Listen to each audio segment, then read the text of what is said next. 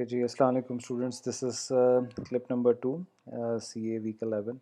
अच्छा, यहाँ पर अभी हम देख रहे थे, हम पॉइंट नंबर 7 को हम ज़रा डिस्कस कर रहे थे।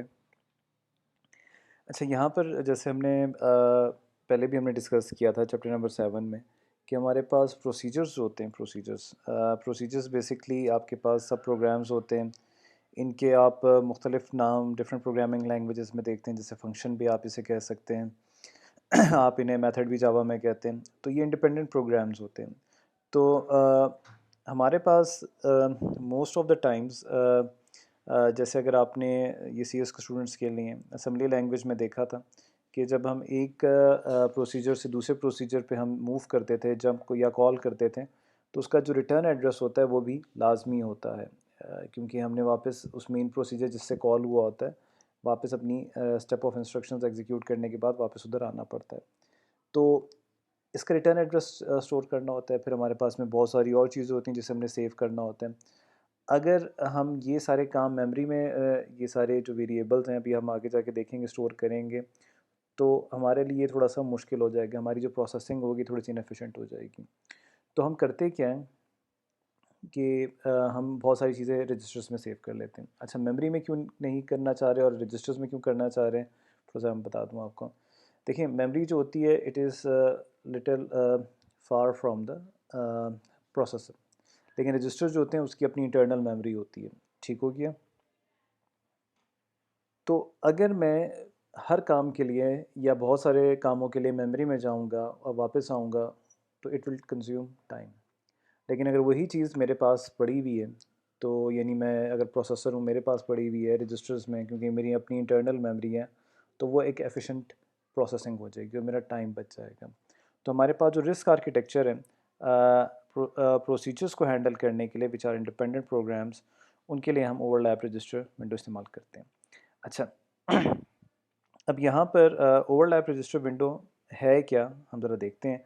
लेकिन उससे पहले मैं थोड़ी सी यहाँ पर एक ये सिस्क और रिस्क को मैं सिंप्लीफाई कर दूँ। अच्छा, सिस्क कॉम्प्लेक्स इंस्ट्रक्शन सेट है, ठीक है, और रिस्क रिड्यूस इंस्ट्रक्शन सेट है। एक बात जो आपको थोड़ा सा मैं यहाँ पर समझा दूँ कि अगर मेरा इंस्ट्रक्शन सेट कॉम्प्लेक्स होगा तो इन अ वे वो ऑप्शंस तो ज़्यादा दे रहा है प्रोग्रामर को, बट उसका जो आर्किटेक्चर है it will be more complex, क्योंकि बहुत सारी डिफरेंट चीज़ों को उसको हैंडल करना पड़ेगा। जैसे वेरिएबल लेंथ साइज़ को करना पड़ेगा, वैरायटी ऑफ हमारे पास एड्रेसेस को हैंडल करना पड़ेगा। और जैसे आपने देखा था चैप्टर नंबर 5 में, हमें एक इंस्ट्रक्शन जब हम उसको करते हैं तो उसके लिए हार्डवेयर को भी वैसे डिज़ाइन करना पड़ता है, तो मतलब it becomes complex. Reduce instruction set हमें एक बेनिफिट जो देता है वो ये देता है कि हमारे पास यहाँ पर जो डिज़ाइनिंग है it is comparatively easier. For example, मेरे पास फिक्स लेंथ है इंस्ट्रक्शन को डिकोड करने की, मेरे पास एड्रेसिंग मोड सिंपल हैं, फ्यू हैं, नंबर ऑफ़ इंस्ट्रक्शन सिंपल हैं, इसी वजह से उनका जो हार्डवेयर होगा, डिज़ाइन होगा, वो भी सिंपल होगा। तो ये हमारे पास दो हमारे पास मेजर आर्किटेक्चर्स हैं जिनको हम फॉलो करते हैं। अच्छा जी, ओवरलैप रजिस्टर विंडो, हम ज़रा इस पे आ जाते हैं और हमारा ये वाला क्लिप मोस्ट प्रॉबेबली इसी इसी टॉपिक पे रहेगा। अच्छा, जैसे यहाँ पर लिखा हुआ है कि हमारे पास ये जो प्रोसीजर्स हैं ये हाई लेवल लैंग्वेजेस में इस्तेमाल होते हैं, असेंबली में भी इस्तेमाल होते हैं। अच्छा, अब हमारे पास प्रोसीजर जब हम कॉल करते हैं तो बहुत सारी चीज़ें हमें उसके लिए सेव करनी पड़ती हैं। जैसे रजिस्टर्स की वैल्यू को सेव करना पड़ता है, बहुत सारे पैरामीटर्स जो होते हैं प्रोसीजर्स को चाहिए होते हैं। फिर हमें रिटर्न एड्रेसेस सेव करने पड़ते हैं, जैसे यहाँ पर लिखा होता है, ठीक है, और बहुत सारी चीज़ें हमें सेव करनी पड़ती हैं, ठीक है। क्योंकि जब हम एक प्रोसीजर से दूसरे प्रोसीजर पे जंप लगाते हैं तो पिछले प्रोसीजर्स की तमाम चीज़ें जो हम जिसे हम स्टेट्स कहेंगे, जिन्हें हम वैल्यूज़ कहेंगे, वो हमें कहीं ना कहीं स्टोर करनी पड़ती हैं, ठीक है। और सिमिलरली जब हम रिटर्न होंगे तो उसकी भी बहुत सारी चीज़ें करनी पड़ती हैं, जैसे रिटर्न एड्रेस हो गया, उसकी स्टेट्स हो गए, उसकी वैल्यूज़ होगी, हमें करना पड़ता है। अब यहाँ पर हमने एक एग्ज़ाम्पल ली है जिसमें हम 4 प्रोसीजर्स की बात कर रहे हैं। यहाँ पर क्लियरली मेंशन भी हुआ है ये 4 प्रोसीजर्स कौन-कौन से, ये, ठीक है। और इस ओवरलैप रजिस्टर विंडो जो है ये सिर्फ प्रोसीजर्स को हैंडल करने के लिए बनाई है। तो हम एज एन एग्ज़ाम्पल यहाँ पर इसको हम देख रहे हैं। अच्छा, इस जो हम एग्ज़ाम्पल को स्टडी कर रहे हैं इसमें 74 रजिस्टर्स इस्तेमाल हुए हैं, ठीक है, और ये प्रोसेसर के अंदर की हम बात कर रहे हैं। अच्छा, अब इसमें को हम यहाँ थोड़ा सा आ जाते हैं। पहले हम ये देख लेते हैं। हमारे पास यहाँ पर जो रजिस्टर्स हैं वो 3 किस्म के हैं। एक हमारे पास ग्लोबल रजिस्टर्स जिन्हें हम जी से रिप्रेजेंट कर रहे हैं। ग्लोबल रजिस्टर्स बेसिकली वो रजिस्टर्स होते हैं जो कोई भी चारों प्रोसीजर इस्तेमाल कर सकते हैं। यानी अभी हमारे पास 4 प्रोसीजर्स कौन से हैं, ए है, बी, सी, डी। तो ये जो ग्लोबल रजिस्टर्स होते हैं, ये कोई भी प्रोसीजर जो होता है वो इसको इस्तेमाल कर सकता है। फिर ये हमारे पास आ जाते हैं लोकल रजिस्टर्स। लोकल रजिस्टर्स जो होते हैं, फॉर एग्ज़ाम्पल अगर मेरे पास 4 प्रोसीजर हैं, ए, बी, सी, डी, जो रजिस्टर सिर्फ़ और सिर्फ़ ए इस्तेमाल कर सकता है वो लोकल होगा, ए का। जो बी इस्तेमाल कर सकता है वो बी का लोकल होगा। जो सिर्फ़ और सिर्फ़ सी इस्तेमाल कर सकता है वो सी का लोकल होगा, और जो सिर्फ़ डी इस्तेमाल कर सकता है वो डी का लोकल होगा। अच्छा, तो हमारे पास यहाँ पर एक ग्लोबल होगा, एक ग्लोबल सारे इस्तेमाल कर सकते हैं, ए, बी, सी, डी।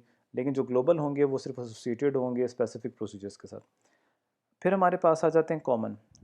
अच्छा, यहाँ पर हमारे पास एक हम कॉन्सेप्ट यूज़ कर रहे हैं ओवरलैपिंग का, जिसकी वजह से इसका नाम भी ओवरलैप रजिस्टर विंडोज़ लिखा हुआ है। इसमें हमारे पास कुछ जो हमारे पास हैं रजिस्टर्स हैं, वो ओवरलैप्ड प्रोसीजर्स जो हैं वो इस्तेमाल कर सकते हैं। ये वाला कॉन्सेप्ट हम थोड़ी देर में देखते हैं, विद हेल्प ऑफ डायग्राम समझेंगे। विंडोज़ क्या होती हैं, हमारे पास जितने प्रोसीजर्स होते हैं उतने हमारे पास रजिस्टर विंडोज़ होती हैं, यानी हम उतने रजिस्टर्स को इस्तेमाल कर सकते हैं। तो अगर हमारे पास यहाँ पर 4 प्रोसीजर्स हैं तो हमारे पास यहाँ पर 4 विंडोज़ होंगी। इसको हम ज़रा देख लेते हैं। सी और डब्ल्यू को हम दोबारा रिविज़िट करेंगे फॉर बेटर अंडरस्टैंडिंग। अच्छा, अगर आप ये डायग्राम देखें तो ये डायग्राम है ओवरलैप रजिस्टर विंडो की। अच्छा, शुरू के ये हमने जैसे कहा हमारे पास 74 रजिस्टर्स हैं, तो हम R0 से चले हैं। तो ये शुरू के जो 10 रजिस्टर हैं R9 तक, ये हैं ग्लोबल, यानी ये तमाम के तमाम प्रोसीजर्स इस्तेमाल कर सकते हैं। फिर हम R9 के बाद R10 पे चले। R10 से लेकर R15 तक जो है ये common to A and D है। ठीक है, common to A and D का क्या मतलब है? Common to A and D का मतलब है कि ये रजिस्टर्स जो हैं वो ए भी इस्तेमाल कर सकता है और डी भी इस्तेमाल कर सकता है।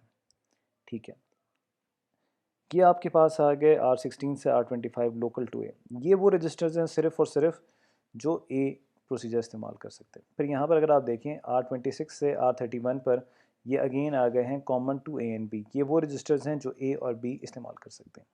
अब यहाँ पर एक हम सिंपल सी एग्जांपल लेते हैं और उसमें हम समझने की कोशिश करते हैं। ठीक हो गया?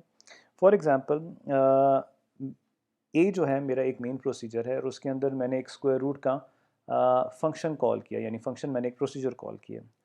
अच्छा, अब जब मैं कॉल करूँगा तो होगा कैसे? जो मेरे ए यानी मेन प्रोसीजर की तमाम वैल्यूज़ हैं, स्टेट्स हैं, उनको सेव करने के लिए मैं R16 से R25 पर जंप करूँगा।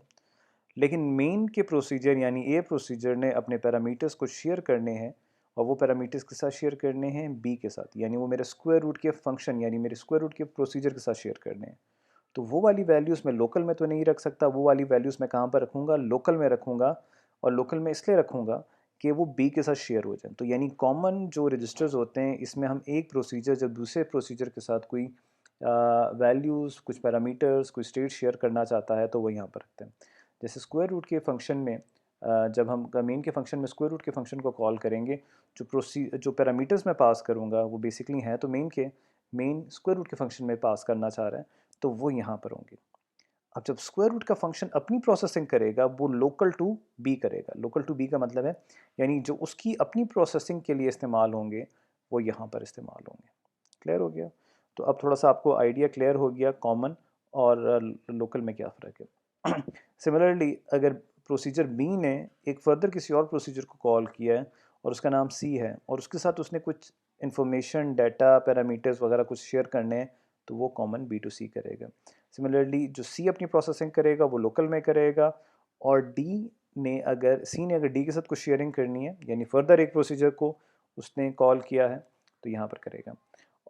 तो यहाँ पर आ गया डी अपनी प्रोसेसिंग ये करेगा। और फिर यहाँ पर इंटरेस्टिंग बात ये है कि ये हम 74 तक पहुँच गए हैं, यानी हम 0 से चले थे 73 पे हमारे पास तमाम रजिस्टर इस्तेमाल हो गए और फिर ये ओवरलैपिंग हो गई। ये R10 से लेकर R15 बेसिकली ये वही रजिस्टर है, यानी अगर ए और डी आपस में कुछ इन्फॉर्मेशन शेयर करना चाहें तो वो यहाँ पर कर सकते हैं। यानी ओवरलैपिंग का एक कॉन्सेप्ट है, overlapping, overlapping, overlapping, and this is also overlapping. अच्छा, ये कॉन्सेप्ट हमें समझ आ गया। अच्छा, अब यहाँ पर हम थोड़ा क्लिप नंबर अपना जो 2 है यहाँ पर हम एंड करते हैं, थोड़ी सी डिस्कशन करेंगे फिर हम इसके बारे में और फिर हम नेक्स्ट उस पे टॉपिक पे मूव करेंगे। Thank you.